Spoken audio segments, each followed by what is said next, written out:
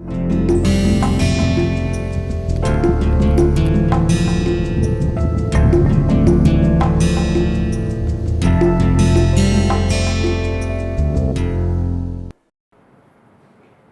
us start this lecture with a thought process. Enthusiasm provides momentum to the mind of human being to express inner potentiality. So, if you recall, in the till now we have discussed certain requisites for learning the fundamental of combustion. As you know that combustion is basically a multidisciplinary field, right, and therefore we need to really recall and also relearn some of the things which are very important. For example, we have already looked at the thermodynamics related to combustion, so also the chemical kinetics, right. And today we will be discussing about physics of combustion, right, and that is related to basically there will be transport of the mass, momentum and also the heat transfer, because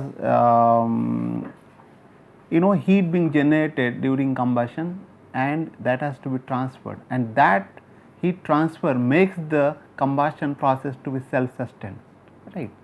We will, as we go along, we will see how it is this heat transfer plays an important role for making the combustion process to be self sustained. And there will be, of course, the mass transfer will be taking place, and we will be looking at the fluid mechanics. If you look at for this transport of energy, momentum and mass, right, what are the driving forces? There should be some driving forces, isn't it? Because suppose you are coming to the class to attend because your driving force to learn. Of course, you are taking a degree, driving force is to get a job, right. So, of course, nowadays, but not knowledge. But similarly, always anything you do for a human being, it is the desire to do is the driving force, isn't it? Anything. So, therefore, what are the driving forces, let us say for mass, like transfer, what will be the driving forces? And there will be also momentum transfer, what will be driving forces? For let us say heat transfer, what will be driving forces, right? And when you talk about the certain transport phenomena, right, the driving forces is important. For example, you are flying from let us say Kanpur to Delhi, okay, then there will be a driver which will take you. A driver means maybe in the train driver, or if you are going by flight, then it will be your captain, right. So, he will be taking you one place to another, right.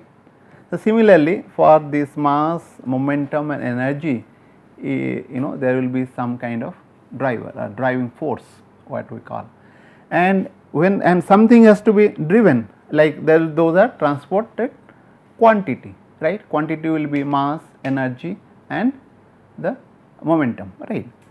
And there will be some relationship between both, right, and that we call it governing laws, but in some places you may find constitutive relationship or laws, sometimes people call. So, if you look at for spaces to transport, like basically mass will be transported through spaces, right, and there is a concentration gradient, right, we call Fick's law of diffusion. And for momentum to be transported, there will be pressure gradient in the fluid mechanics, but here we will be looking at it a little differently, right, and that is Newton's laws of viscosity, right. And here of course we will be making certain thing to move, and that will be coming under the momentum, because what is pressure? Pressure is basically rate of change of momentum per unit area, right.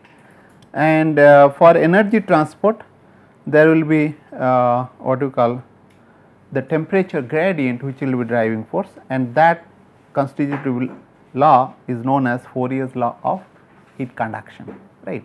There will be conduction which will be there.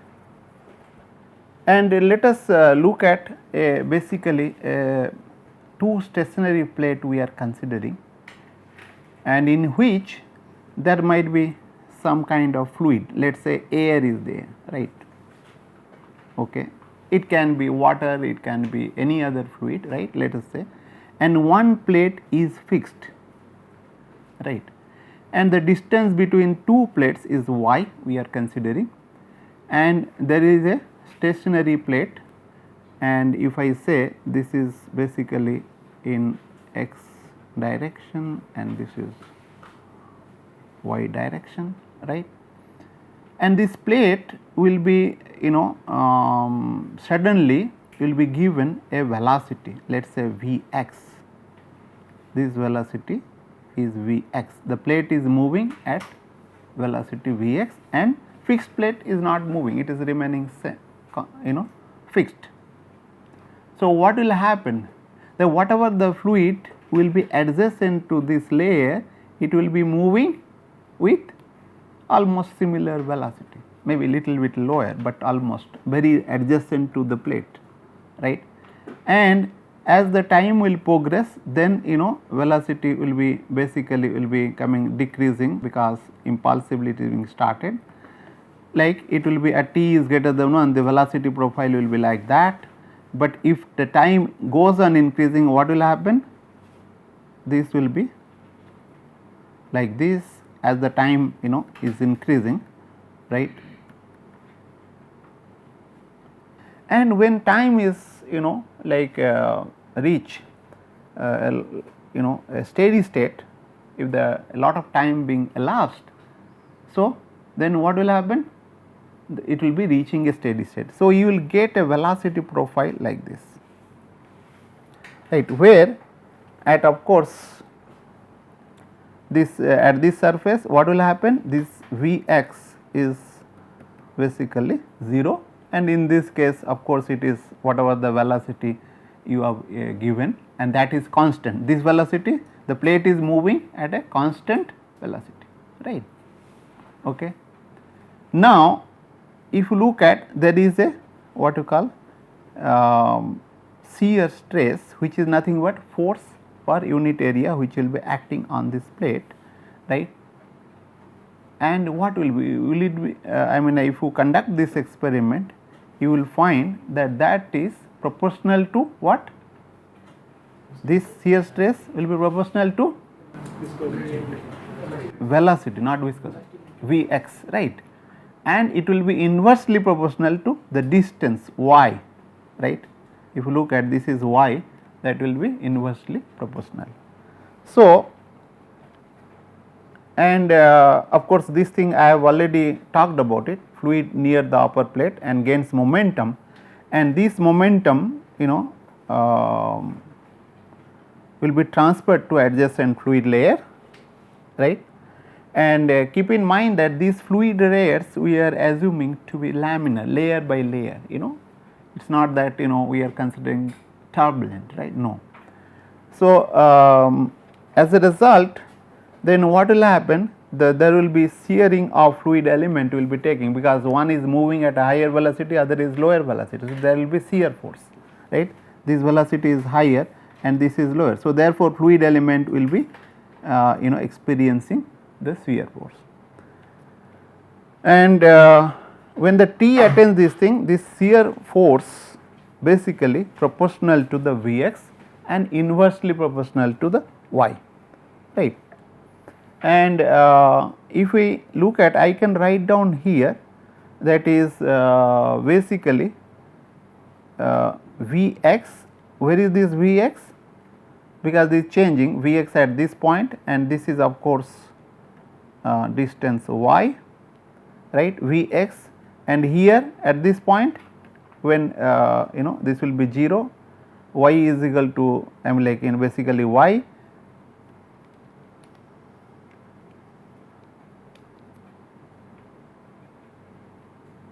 divided by, and when the Vx, this will be 0 minus y, right.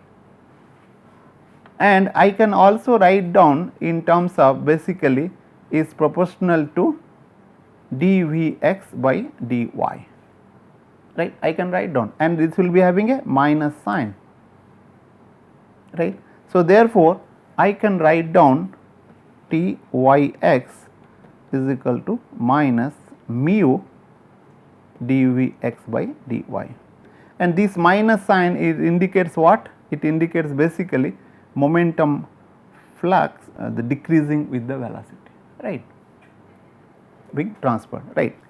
So, this mu is basically known as dynamic viscosity, right, and this is law is known as the law of Newton's law of viscosity, right. So, Newton law of viscosity, as I told, is basically is Newton law of viscosity tau Yx. What is the meaning of Yx? Is basically the shear stress along the x direction and in the due to the y momentum flux, right, momentum transfer, right. And if you look at this mu is basically, if I will not consider the magnitude, tau Yx dVx by dy, right. And if you look at unit wise, what will be unit? Tau Yx will be nothing but force per unit area, right, and that will be Newton per meter square, right, and this will be meter per second and divided by meter, right. So, this unit will be basically Newton second meter square, right.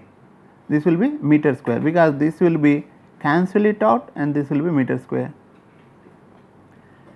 And as I told, this is basically the dynamic viscosity, and dVx by dy is shear strain rate in a, of course, with a negative sign, right, and this is acting in the direction of decreasing velocity. This momentum flux is acting in the direction of decreasing velocity. In other words, a momentum transfer takes place from region of higher velocity to the lower velocity, right.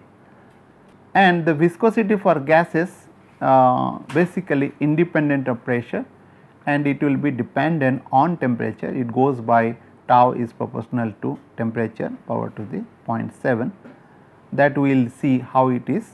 Of course, this is from the experimental side for these gases, and viscosity of liquid decreases with increase in temperature. This is just other way around, right. And see these things, the fluid which govern this Newton's law of viscosity is known as the Newtonian fluids. Most of the gases and liquids which generally follow the Newtonian fluid, but there might be some other fluids which does not follow this constitutive relationship between the shear stress and the velocity gradient, right, and that is known as non-Newtonian fluids. You might be aware that some of the, like your toothpaste or the fluid, that is also a fluid, or gel, or your what you call honey, and some viscous liquid does not follow the Newtonian fluid, because this is a layer by layer, that does not really come into, and there will be, and this is we assume a linear change in the velocity profile kind of things, that is not. Now, let us look at this tau Yx. I can write down basically minus mu by rho. I can write down this rho Vx by dy, and this rho Vx in this relationship, what is that? This is basically momentum flux, right, momentum flux, isn't it? And this is and this one we call it as a what we call nu, then this nu minus nu d rho v x by dou y, and nu is basically momentum diffusivity, right, and we also call it basically kinematic viscosity, right, and whose units is happens to be what? If you look at this is Newton second meter square into what you call rho is basically kg per meter cube. So, that if you cancel it out kind of things here, and Newton, for that you put that kg meter per second square, you will find that this will be meter square second, right, the unit will be meter square per second. And keep this in mind, momentum diffusivity, because we will be trying to relate this with the other constitutive equation, and as I told, rho Vx is nothing but here momentum flux, right.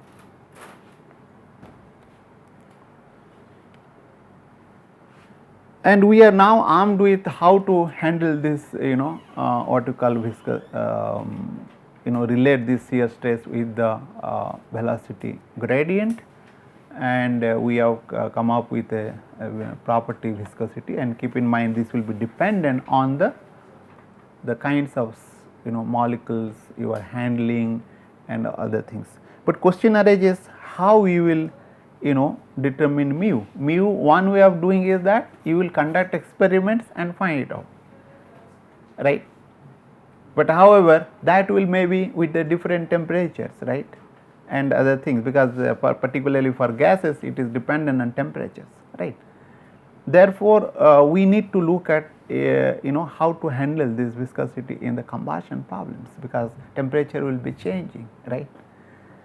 So, we will see that how we will have to do that maybe little later on. Now, let us look at the problem of heat conduction. We will consider in the similar fashion. Let us say that two plates are there. One plate is having a temperature T naught. See, if you look at this is a temperature T naught. Of course, to start with, all will be at temperature T naught, and there will be uniform temperature here, and let us say it contains some air, right. For the simplicity, I can take oxygen, I can take helium, any other gas or any other liquid for conducting experiment. And let us say that this what you call plate 1 also at these regions will be at temperature of uniform, maybe some uniform temperature of the ambient temperature T naught, whatever it is. And suddenly the plate 1 is heated to temperature T1, this became hot plate, right, T1. So, what will happen? It will be temperature will be very high here, and then it will be lower when T is greater than 0, right, and because the temperature T1 is greater than T naught, that is the cold plate, and this is your hot plate. And as the time passes, then what will happen? This temperature profile will be changing, and then after that it will be having certain kind of temperature profile kind of things, right.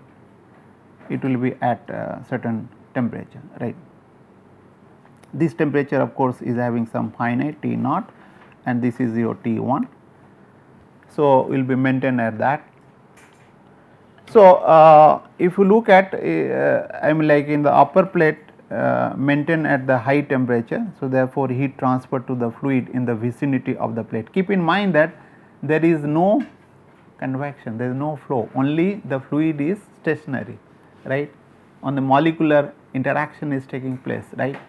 And then as due to this temperature, the molecules will be moving at a little higher velocity in the molecular sense, and it will be also due to vibrations, right, and particularly the vibration of the molecule that makes this heat to transfer through that process, and heat transfer takes place between adjacent molecules, and over a period of time the temperature attains a steady state, and this heat flux is basically proportional to the temperature difference, right, and inversely proportional to the distance y between this plate, right, and this is of course y distance, and keep in mind that we are basically this is the x direction, we are using the same coordinate system,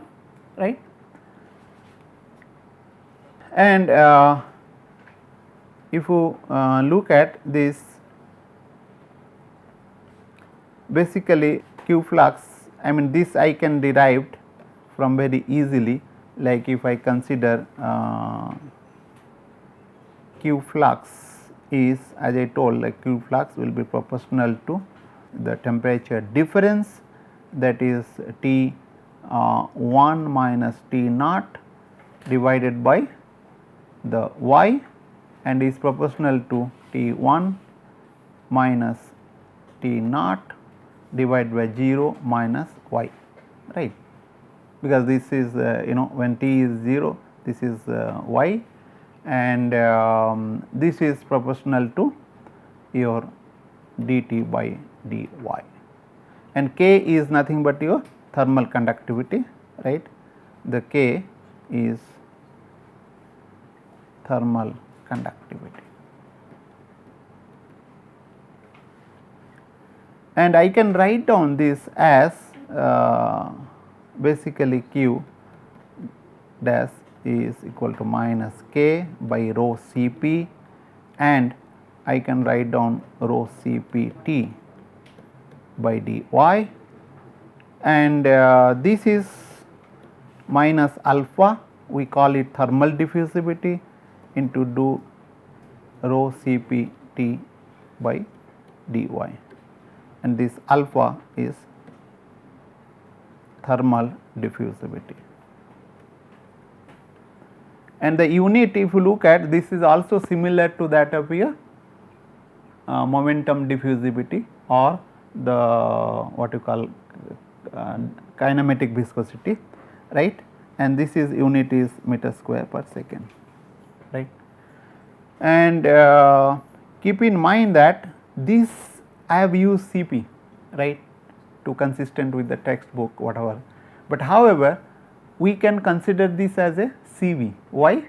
Because this is basically the there is no motion, right, there is no motion as such, it is basically internal energy due to that which will be happening. So, I can consider as a Cv, because this is the heat conduction is taking place due to molecular motion. So, I will be using Cv for that, are you getting?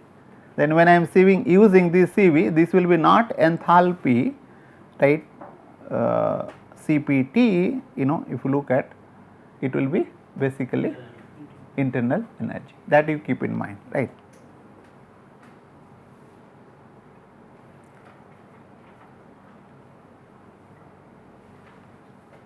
So, K, the thermal conductivity is basically function of temperature and species, right.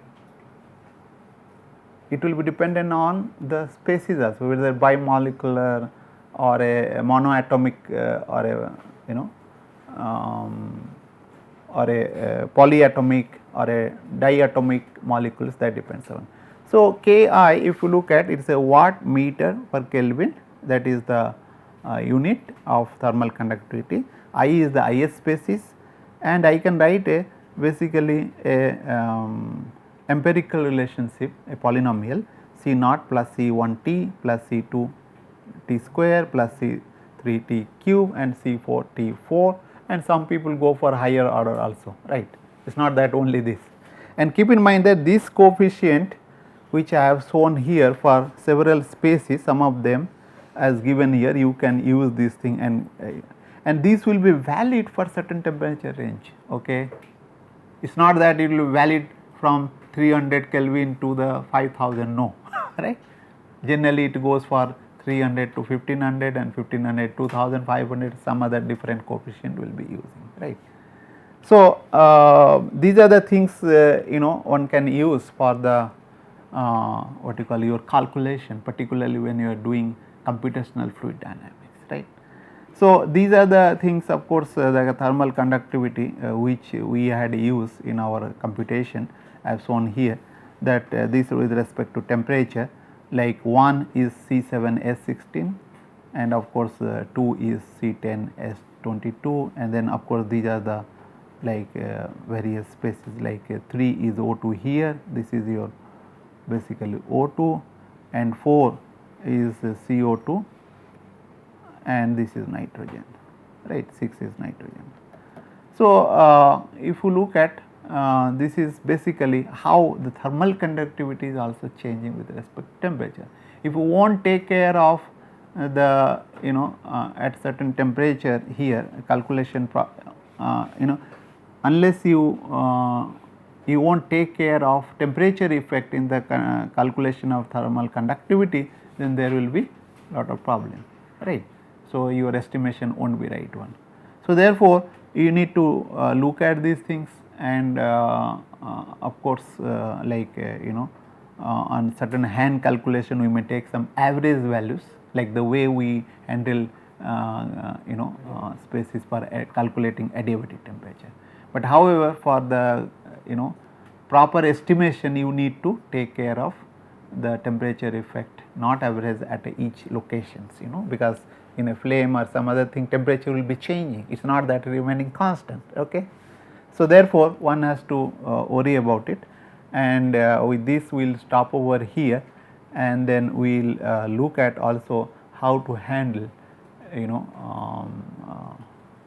concentration gradient, and then we will also derive relationship for the Fick's law in the next lecture. Thank you very much.